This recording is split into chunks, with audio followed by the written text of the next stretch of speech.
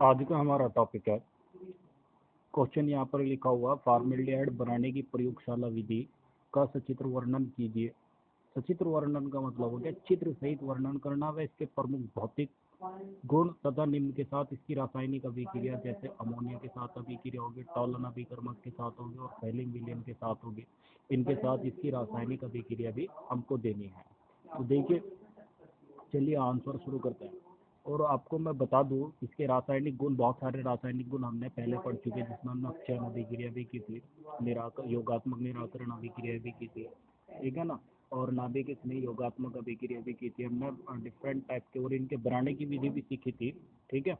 Formaldehyde के जो इससे पहले वीडियो में आप सीख चुके हैं, लेकिन अब ये जो हो गई ये प्रयोगशाला विधि है। क्योंकि क्वेश्चन में प्रयोगशाला विधि कहा, तो सिर्फ प्रयोगशाला विधि का ही वर्णन करना होगा, ठीक है ना। तो अब देखिए, बनाने की प्रयोगशाला विधि का यहाँ पर आंसर लिखा हुआ है। प्रयोगशाला में मेथिल अल्कोहल की वाष्प को वायु के साथ मिलाकर, किसके साथ मिलाकर, वायु के साथ मिलाकर प्लेटिनम युक्त एस्बेस्टोस, ये प्लेटिनम युक्त एस्बेस्टोस हो गया, ठीक है, पर प्रवाहित करने पर फॉर्मेल्डिहाइड बनता है। क्या बनता है? फॉर्मेल्डिहाइड बनता है। फॉर्मेल्डिहाइड को मेथेनल कहते हैं। मेथेनल जो होता है इसका आईयूपीएसी नाम होता है। तो देखिए, प्रयोगशाला में मेथिल अल्कोहल की वाष्प को, ये मेथिल अल्कोहल की वाष्प हो गई CH3OH, मेथिल अल्कोहल का फॉर्मूला हो गया। अब इसे किसके साथ, वायु के साथ मिलाएंगे। ये वायु का वायु के लिए हम क्या करेंगे, इसमें O2 का यूज कर लेंगे, ठीक है। अब इसमें जो प्लेटिनम युक्त एस्बेस्टोस पर प्रोवाइड करते हैं ना, तो इसमें प्लेटिनम की जाली होती है जो उत्प्रेरक का कार्य करती है, तो इसलिए इसे एरो के नीचे लिख दिया हमने, उत्प्रेरक प्लेटिनम एस्बेस्टोस हो गया, जिससे क्या बनता है, फॉर्मेल्डिहाइड बनता है। ये यहाँ पर बन गया फॉर्मेल्डिहाइड, ठीक है। HCH जो फॉर्मूला होता है, ठीक है, तो हम ये बाहर निकाल देंगे। 2CH3OH, फॉर्मेल्डिहाइड बाहर निकाल दिया हमने, 2HCHO आ गया अलग। तो देखिए क्या बचता आगे इसमें, आगे जो बच रहा है इसमें 2H2O ही बच रहा है, ठीक है ना। क्या बचता है इसमें आगे, 2H2O बचता है। आप करके देख लीजिए इसमें, यहाँ सी के दो थे तो सी के इधर भी दो आ गए, यहाँ एच के कितने थे, दो, और तीन दूरी छः, 8 H के थे, तो इधर एच के कितना आ गए थे, जब फॉर्मेल्डिहाइड निकला तो चार एच के आ गए थे, तो इसका मीन्स रह गया था 4 H के रह गए थे, ठीक है ना। 2 ऑक्सीजन के आ गए थे जबकि 4 ऑक्सीजन के थे, तो 2 ऑक्सीजन के रह गए तो 4 H के रह गए, तो जिससे क्या निकला था, ये जल के अणु बाहर निकल गए थे। क्लियर हो ना बात। तो ये बनाने की विधि मैंने आपको बता दी है। अब इसी में ये प्रयोगशाला विधि का सचित्र वर्णन है। ये जो हो गया, ये चित्र हो गया प्रयोगशाला विधि का इसके।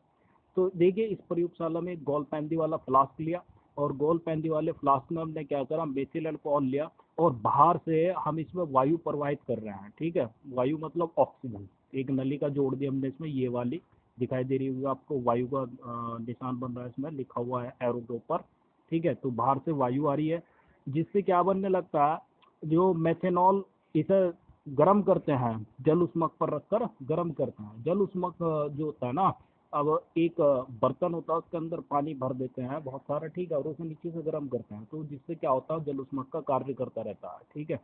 अब जल उष्मक पर रखकर हम गर्म करते हैं, जिससे क्या बनने लगती है, मेथेनॉल। मेथेनॉल यानी फॉर्मेल्डिहाइड की वाष्प बनने लगती है, ठीक है। जो प्लेटिनम एस्बेस्टोस युक्त जो जाली होती है, ये वाली जो जाली हो गई, ये प्लेटिनम एस्बेस्टोस युक्त जाली होगी, प्लेटिनम की जाली होती है।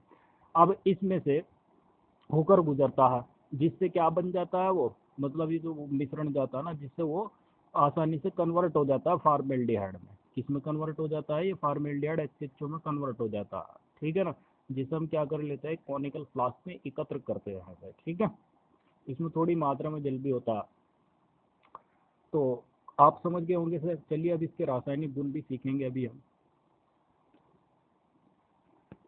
तो यहाँ पर इसके भौतिक गुण लिखे हुए हैं फॉर्मेल्डिहाइड के। तो देखिए, जो इसमें पहला पॉइंट लिखा हुआ है आपका, तो पहले पॉइंट में है, सामान्य ताप पर यह तीक्ष्ण गंध वाली गैस है। तीक्ष्ण गंध वाली गैस है, कैसी गैस होती है, तीक्ष्ण गंध वाली गैस है।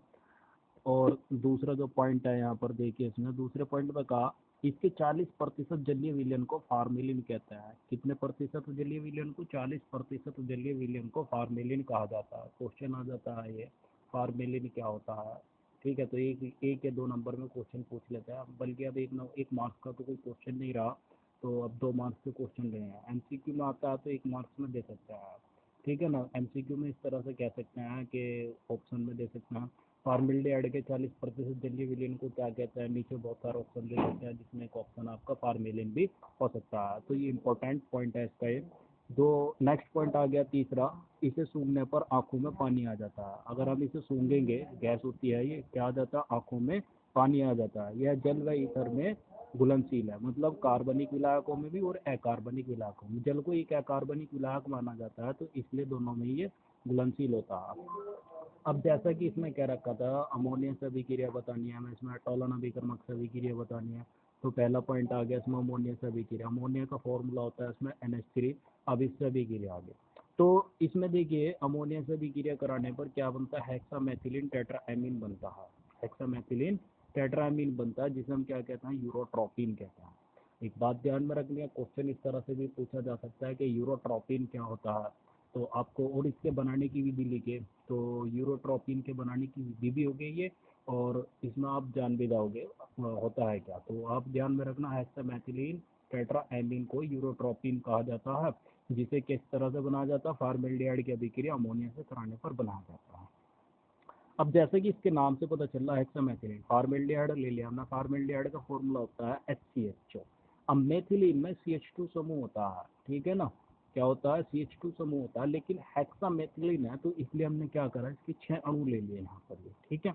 टेट्राएमीन है, मतलब अमोनिया से तो अभिक्रिया हो रही है, तो NH3 तो हमने ले लिया, लेकिन टेट्राएमीन है, एमीन में क्या होता है, एमीन टेट्रा है, तो इसलिए क्या करेंगे, हम 4 ले लेंगे नाइट्रोजन के, मतलब 4 की मल्टीप्लाई कर देंगे इसमें, 4 अणु लेंगे इसमें। हेक्सामेथिलीन टेट्रा एमीन हमने बाहर निकाला, मतलब CH2 का होल 6 और N4, इसे कहेंगे हेक्सामेथिलीन। CH2 का होल 6 तो हो गया हेक्सामेथिलीन, और N4 रिप्रेजेंट करेंगे टेट्रा एमीन को, ठीक है।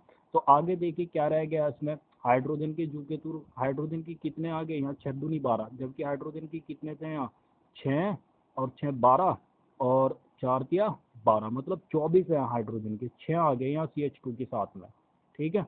तो मतलब कितने रह गए हाइड्रोजन के, अब भी 12 रह गए, और जबकि 6 ऑक्सीजन के रह गए। जहाँ पर हाइड्रोजन डबल और ऑक्सीजन हाफ हो, यानी ऑक्सीजन के परमाणु आधे हों और हाइड्रोजन के डबल हो, तो वहाँ पर क्या निकलता है, जल के अणु बाहर निकल जाएगा, यानी ये H2O बाहर निकल गया। कितने अणु निकले हैं, 6 अणु बाहर निकल गए।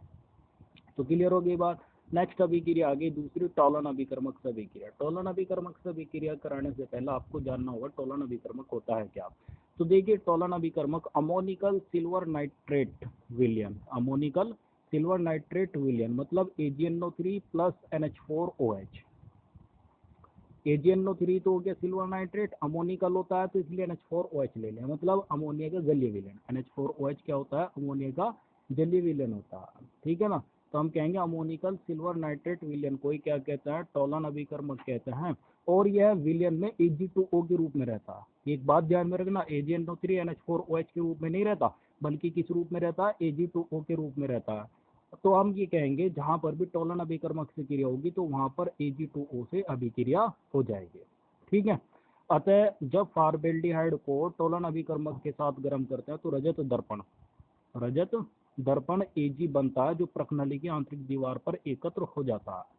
रजत दर्पण, रजत Ag यानी चांदी हो गया, मतलब एक चांदी का शीशा मिरर से बन जाता है, ठीक है ना। और जो क्या होता है, प्रकनली की जो आंतरिक दीवार होती है ना, उस पर एकत्र हो जाता है, मतलब उस पर जम जाता है ये, ठीक है। इस अभिक्रिया को हम क्या कहते हैं, रजतीकरण अभिक्रिया भी कहते हैं। तो क्वेश्चन इस तरह से पूछा जा सकता है, रजतीकरण अभिक्रिया क्या होती है, ठीक है। तो आपको देखिए किस तरह से होगा, फार्मेल्डिहाइड हो गया, फार्मेल्डिहाइड की अभिक्रिया टोलन अभिकर्मक यानी Ag2O से अभिक्रिया होगी, तो रजत दर्पण यानी 2 Ag तो हमने यहाँ पर बाहर निकाल दिए। अभी एरो का निशान जो नीचे को जो बना हुआ है ना, ये वाला, ये पता है किसी रिप्रेजेंट कर रहा है, यहाँ पर यहाँ रिप्रेजेंट कर रहा है कि जम गया, ठीक है, आंतरिक दीवार पर जम गया है प्रकनली के, ठीक है। ये ऑक्सीजन हो गया, ऑक्सीजन इस HCH के साथ जुड़ जाएगा, HCHO के साथ जुड़ जाएगा, मतलब CHO समूह को कन्वर्ट कर देगा COOH में, यानी कार्बोक्सिलिक समूह में, जिससे क्या बन गया यहाँ पर ये बन गया फार्मिक अम्ल। क्या बना है ये, फार्मिक अम्ल बन गया। क्लियर हो गई बात। तो ये थे इसके भौतिक गुण थे, और जिसमें मैंने आपको अभिक्रिया करके बताई है, अमोनिया से अभिक्रिया बताई है और टोलन अभिकर्मक से अभिक्रिया बताई है। तो आज की वीडियो में इतना ही था। नेक्स्ट वीडियो में आपको एसिटिल्डिहाइड के बनाने की प्रयोगशाला विधि बताई जाएगी। देखिए अभी तक जो हमने सीखी थी एल्डिहाइड और कीटोन के बनाने की जो विधि सीखी थी, वे जनरली विधि थी, मतलब अलग अलग मेथड सीखे थे हम दोनों के बनाने के, 5-6 विधि हमने सीखी थी और उनके रासायनिक गुण भी हमने किए थे जो उनके सभी के कॉमन थे, लेकिन ये इनकी डिफरेंट रिएक्शन है, ठीक है ना, हम ये कह सकते हैं डिफरेंट रिएक्शन, और बहुत ही इंपॉर्टेंट है ये टॉलन अभिकर्मक वाला टॉपिक, तो इसमें बहुत इंपॉर्टेंट है, तो इसे अच्छी तरह से करिएगा।